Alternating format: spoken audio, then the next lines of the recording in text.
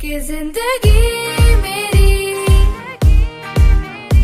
सौ ख्वाहिशां, हाँ कि जिंदगी मेरी सौ ख्वाहिशां। हेलो स्टूडेंट, प्रीवियस क्लास में हम लोगों ने कूलाम के नियम को पढ़ा हुआ था। सो आइए आज आपके टॉपिक को आगे लेकर के चलते हैं। स्टूडेंट्स, कूलाम के नियम में हम लोगों ने पढ़ा था कि F इज इक्वल टू के Q1 इंटू Q2 अपान में R स्क्वायर। ये फार्मूला स्टूडेंट हम लोगों को कूलाम के नियम में मिला हुआ था। हम लोग जानते हैं कि F जो है वो वैद्युत बल है, K जो है वो समानुपातिक नियतांक है, Q1 और Q2 आपके आवेश हैं और R स्क्वायर जो है उन आवेशों के बीच की दूरी है। स्टूडेंट, इस K की जगह हम लोग एक मान और पुट कर सकते हैं। K इज इक्वल टू होता है 1 अपान 4 पाई एप्सिलॉन 0। सो स्टूडेंट, ये जो आपका एक नया सिंबल मिला है, सबसे पहले इसको नाम दे देते हैं। इस सिंबल को हम लोग एप्सिलॉन 0 के नाम से पढ़ते हैं और इसको कहते क्या है स्टूडेंट? इसको कहा जाता है निर्वात की विद्युतशीलता। इसको हम लोग स्टूडेंट निर्वात की विद्युतशीलता के नाम से जानते हैं। एप्सिलॉन 0 जो है वो निर्वात की विद्युतशीलता है। स्टूडेंट, अब K की वैल्यू को हम लोग अगर यहाँ पर पुट करें तो यहाँ से आपका हो जाएगा F is equal to 1 upon 4 pi epsilon 0 Q1 into Q2 upon में R स्क्वायर। सो स्टूडेंट्स, यहाँ पर ये जो आपका एप्सिलॉन 0 है, जो निर्वात की विद्युतशीलता है, इसके मात्रक को हम लोग कैलकुलेट करते हैं कि निर्वात की विद्युतशीलता का मात्रक क्या होता है। ये देखते हैं। हम लोग को अभी एक फार्मूला मिला कि F is equal to 1 upon 4 pi epsilon 0 Q1 into Q2 upon में R स्क्वायर। सो स्टूडेंट, इस एप्सिलॉन 0 का मात्रक हम लोग को निकालना है, तो एप्सिलॉन 0 को यहाँ पर रिमूव करते हैं तो एप्सिलॉन 0 इज इक्वल टू हो जाएगा 1 अपान 4 पाई इंटू F और Q1 इंटू Q2 अपान में R स्क्वायर। हम लोग जानते हैं कि किसी भी कांस्टेंट क्वांटिटी का कोई यूनिट नहीं होता और यहाँ पर जो 4 पाई है वो एक कांस्टेंट क्वांटिटी है। सो यहाँ से जो हम लोग को यूनिट मिलेगी वो मिलेगी epsilon naught. Epsilon 0 is equal to 1 upon F जो है स्टूडेंट, F आपका बल है और बल का मात्रक क्या होता है? न्यूटन होता है। तो यहाँ से आपको मिलेगा 1 अपान न्यूटन। और इधर हम लोग अगर देखें तो यहाँ पर आपका आवेश है और आवेश का मात्रक होता है कूलाम।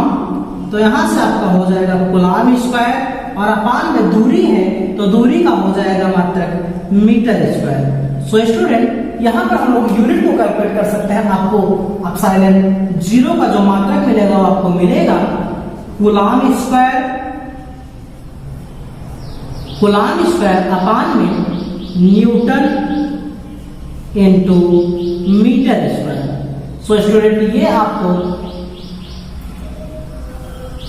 एप्सिलॉन 0 का मात्रक मिला। स्टूडेंट, ये जो आपका एप्सिलॉन 0 है, जिसको हम लोग निर्वात की विद्युतशीलता कहते हैं, इसका एक आंतरिक मान होता है और एप्सिलॉन 0 इज इक्वल टू होता है 8.85 इंटू 10 की पावर माइनस 12 और यूनिट आपकी क्या होती है? कूलाम स्क्वायर अपान में newton into metre square. So student, याद रखिएगा कि एप्सिलॉन 0 के स्थान पे हम लोग 8.85 गुणे 10 की घात minus 12 coulomb square upon newton into metre square को पुट कर सकते हैं। स्टूडेंट, आइए अब इसकी बीमा को हम लोग कैलकुलेट कर लेते हैं कि एप्सिलॉन 0 की बीमा क्या होती है। तो यहाँ से हम लोग कैलकुलेट करेंगे कि एप्सिलॉन 0 की बीमा क्या होगी और एप्सिलॉन 0 की बीमा हम लोग कैलकुलेट करते हैं। तो यहाँ से epsilon 0 is equal to unit आप देखिए यहाँ पे आपका है कूलाम स्क्वायर और स्टूडेंट, हम लोग जानते हैं कूलाम का जो बीमा होता है, जो बीमीय सूत्र कूलाम का होता है, वो आपका 80 होता है। सो यहाँ पर हम लोग लिख सकते हैं 80 का स्क्वायर अपान में, यहाँ पर आपका न्यूटन है और न्यूटन बल की यूनिट है और बल का जो बीमीय सूत्र होता है वो होता है ml t की पावर माइनस 2। तो यहाँ पे अगर हम लोग कैलकुलेट करें तो यहाँ पर हम लोग को मिलेगा ml t की पावर माइनस 2, या आपका हो गया बल की बीमा। और आगे आपका क्या है? Metre square.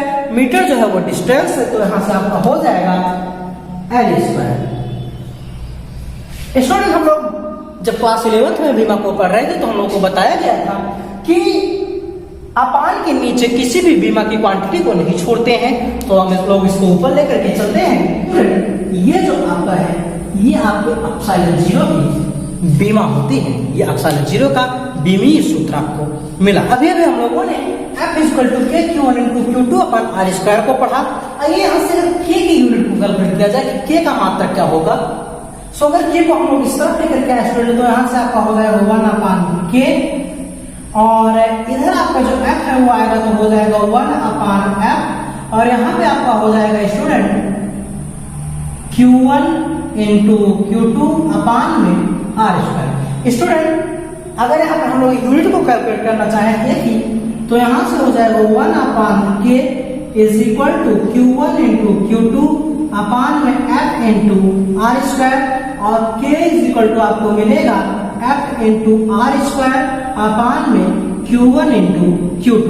सो स्टूडेंट अगर K की यूनिट को कैलकुलेट करना है सो यहाँ से आपको K की जो यूनिट है वो आपकी K की यूनिट मिलेगी कि K इज इक्वल टू यहाँ से आपको मिलेगा न्यूटन इंटू मीटर स्क्वायर और अपान में हो जाएगा आवेश है तो हो जाएगा आपका कूलाम स्क्वायर। सो स्टूडेंट ये जो है आपके K की वैल्यू मिली। एक चीज आपको और यहाँ पे बताना चाहेंगे कि K इज इक्वल टू हम लोगों ने पढ़ा है 1/4 पाई एप्सिलॉन 0 और ये जो 1/4 पाई एप्सिलॉन 0 आपका है इस वैल्यू को हम लोग इसका एक और मान होता है 9 इंटू 10 की पावर 9। स्टूडेंट 1/4 पाई एप्सिलॉन 0 की जगह हम लोग 9 इंटू 10 की पावर 9 को लिख सकते हैं। सो स्टूडेंट इसकी यूनिट क्या हो जाएगी, इसकी यूनिट आपको मिलेगा newton into metre square upon coulomb square. So ये आपके K की वैल्यू मिली। स्टूडेंट ये जो आपका K है ये K आपकी दो बातों पर निर्भर करता है। आइए देखते हैं। पहला जो है समानुपातिक कांस्टेंट K वो आपका मात्रक पर निर्भर करता है कि उसकी मात्रक पद्धति क्या है। हम लोग जानते हैं SI system, CGS system, MKS और FPS। और सेकंड जो है स्टूडेंट ये आपका माध्यम पर निर्भर करता है कि K का माध्यम क्या है। ये जो आपको वैल्यू मिली है K की 9 न्यूटन की पावर 9 न्यूटन मीटर स्क्वायर पर कूलम स्क्वायर, इसको स्टूडेंट हम लोग CGS में कन्वर्ट करके देखते हैं कि CGS सिस्टम में इसकी वैल्यू क्या होगी। सो ये देखते हैं कि CGS सिस्टम में आपकी K की क्या वैल्यू है। यहां से हम लोगों को मिला SI सिस्टम से कि K इज इक्वल टू हम लोग लिख सकते हैं 9 इंटू 10 की power 9 newton into metre square पर कूलम स्क्वायर। आइए CGS में देखते हैं। पहला मात्रक पद्धति में हम लोग पढ़ रहे हैं कि मात्रक में हमने SI सिस्टम में इसकी यूनिट देखी न्यूटन मीटर स्क्वायर पर कूलम स्क्वायर और अब CGS सिस्टम में देखते हैं। स्टूडेंट CGS सिस्टम में K की जो वैल्यू होती है वो 1 होती है। वैसे तो आप डायरेक्टली जहां भी पुट करना चाहेंगे की वैल्यू 1 पुट कर सकते हैं, लेकिन अगर डेरिवेट करके देखते हैं कि कैसे K की वैल्यू आपको 1 मिलती है। सो स्टूडेंट हम लोग जानते हैं कि CGS सिस्टम में 1 न्यूटन जो आपका है 1 न्यूटन को क्या लिखा जा सकता है 10 की पावर 5 डाइन। तो यहाँ पे हम लोग लिखते हैं ये आपका हो गया 10 की पावर 5 डाइन। अगला आपका क्या है मीटर स्क्वायर, और मीटर स्क्वायर को हम लोग जानते हैं कि 1 मीटर इक्वल टू आपका होता है 100 सेंटीमीटर और इसको हम लोग लिख सकते हैं 10 की पावर 2 सेंटीमीटर। अगला आपका है कूलम, और coulomb is equal to CGS system में होता है 3 इंटू 10 की पावर 9। सो इसको हम लोग एक कूलम की वैल्यू को एक स्टेट कूलम में कन्वर्ट करते हैं CGS सिस्टम में। अब आइए इस सारे डाटा की मदद से हम लोग K की वैल्यू को कैलकुलेट करना सीखते हैं। सो यहां से हम फार्मूले को टेक करते हैं K is equal to 9 into 10 की पावर 9 न्यूटन मीटर स्क्वायर पर कूलम स्क्वायर। वैल्यू को पुट करेंगे so K is equal to आपको मिलेगा 9 इंटू 10 की पावर 9। याद रखिएगा एक न्यूटन की जगह आपका क्या है 10 की पावर 5। सो वैल्यू को कैलकुलेट करेंगे, यहां से आपका हो जाएगा 10 की पावर 5 डाइन। और क्या है मीटर स्क्वायर, मीटर स्क्वायर को हम लोगों ने देखा कि 10 की पावर 2 लिख सकते हैं, लेकिन यहाँ पे मीटर का स्क्वायर है तो यहाँ पे आपका हो जाएगा 10 की पावर 4 और यहाँ पे आपका हो जाएगा सेंटीमीटर स्क्वायर। या फिर ऐसे आप कर दीजिए कि 10 की पावर है, ठीक है 10 का स्क्वायर। अब यहां से आपका अपान में जो है कूलाम स्क्वायर है और कूलाम का होता है 3 × 10 की पावर 9। सो यहाँ से आप लिख सकते हैं 3 × 10 की पावर 9, लेकिन यहाँ भी स्क्वायर है तो इसका स्क्वायर और यूनिट आपकी क्या हो जाएगी, स्टेट कूलाम।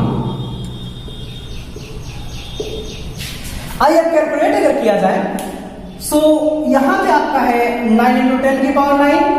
इसको अगर हम लोग कैलकुलेट करें तो हो जाएगा k = 9 × 10 की पावर 9 × 10 की पावर 5 इंटू यहाँ पर 10 की पावर 2 और 10 की पावर 2, तो यहाँ पे हो जाएगा 10 की पावर 4 और यूनिट आपकी हो जाएगी डाइन इंटू सेंटीमीटर स्क्वायर और अपान में आपको मिलेगा स्क्वायरिंग जब यहाँ पे हम लोग करेंगे स्टूडेंट, तो यहाँ से हो जाएगा 3 × 3 = 9 इंटू 10 की पावर 18 स्टेट कूलाम। अपान में यहाँ से आपको यूनिट मिलेगा स्टेट कूलाम और इसकी स्क्वायरिंग होगी स्टूडेंट, क्योंकि यहाँ पे स्क्वायर है। सो अब आइए देखते हैं, यहाँ से हम लोग पावर को ऐड करेंगे तो यहाँ पे 10 की पावर 4 है, यहाँ पे 10 की पावर 5 है और यहाँ पे आपका 10 की पावर 9। तो जब आप टोटल इसको सॉल्व करेंगे तो आपको यहाँ से मिलेगा k =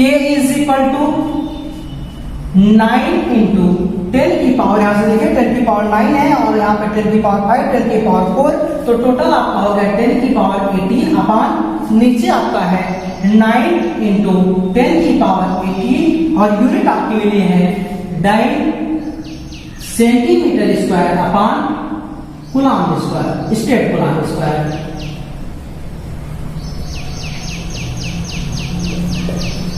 सो स्टूडेंट इसको हम लोग जो कैंसिल करेंगे इसको k = आपको मिलेगा 1। यहां से याद रखिएगा कि जो आपका k होता है उसकी सीरीज सिस्टम में वैल्यू जो है स्टूडेंट वो 1 होती है।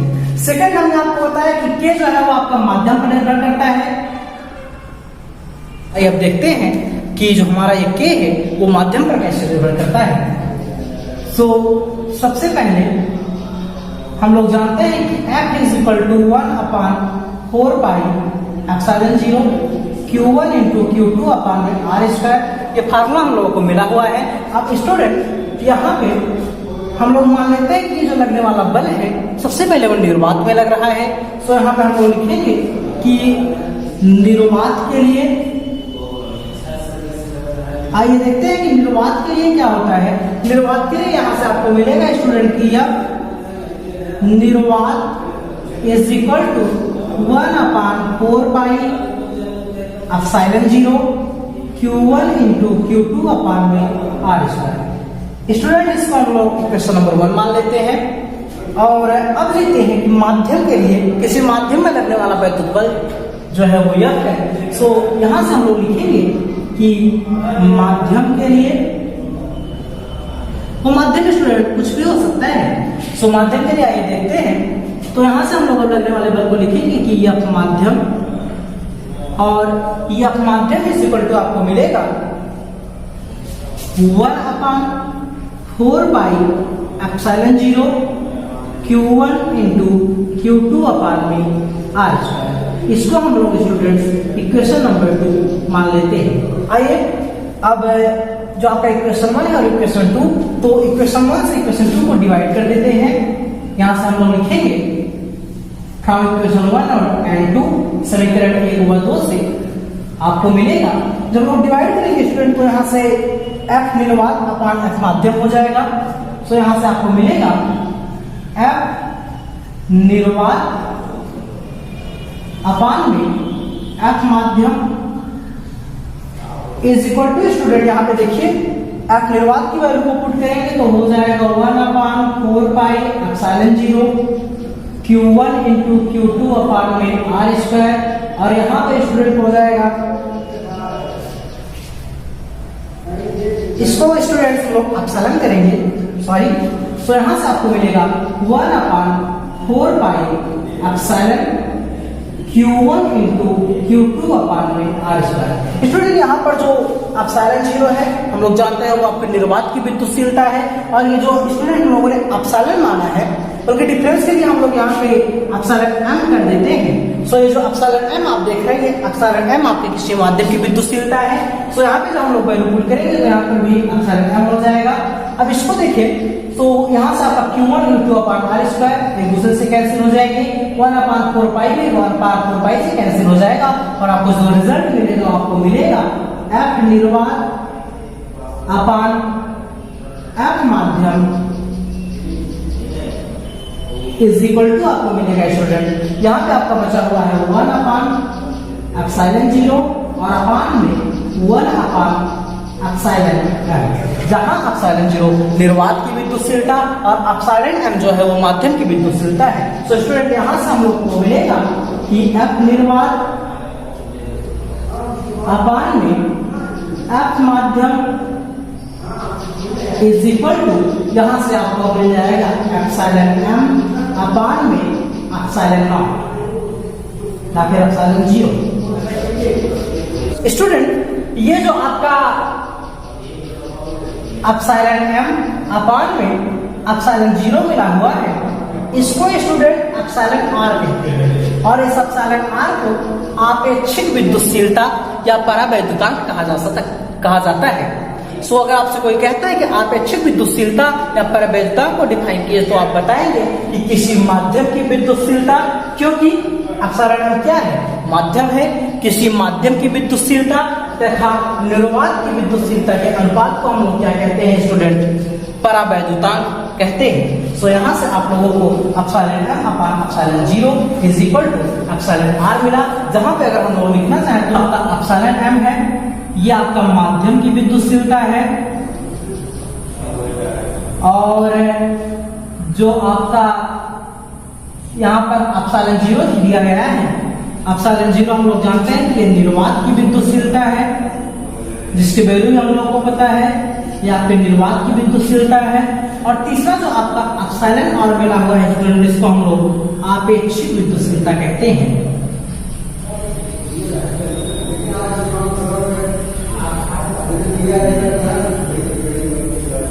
So students,